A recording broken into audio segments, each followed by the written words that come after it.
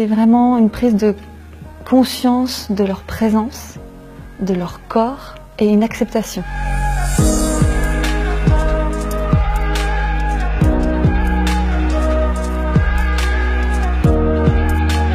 Le contact impro ou la danse contact. Ça se pratique en jam, c'est vraiment un espace d'improvisation et du coup j'apprends des formes qui vont nous guider pendant l'improvisation, mais il n'y a pas de forme précise en fait. C'est vraiment être à l'écoute d'un point de contact qui se déplace et comment on danse avec ce point de contact là.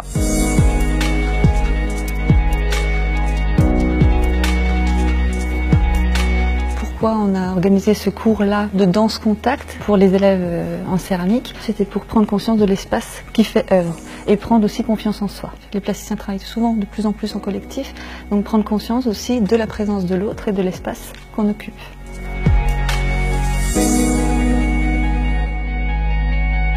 J'ai toujours l'impression qu'on a un peu des petites antennes et qu'on sait où l'autre est, on sent quel poids il nous donne. À la fois on est détendu et à la fois on est hyper conscient de ce qui se passe, de ce qui m'entoure, de l'espace et des autres. Enfin, c'est vraiment une question d'habiter son corps en fait, je pense.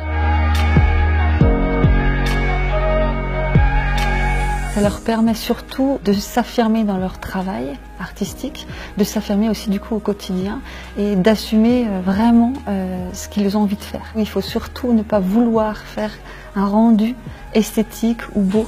Et ça, encore une fois, pour moi, c'est important, le parallèle avec la céramique. Quand on fait une œuvre d'art, quand on fait une céramique, quand on fait un pot, quelque chose, il ne faut pas vouloir forcément qu'il soit beau. C'est pas le bon mot.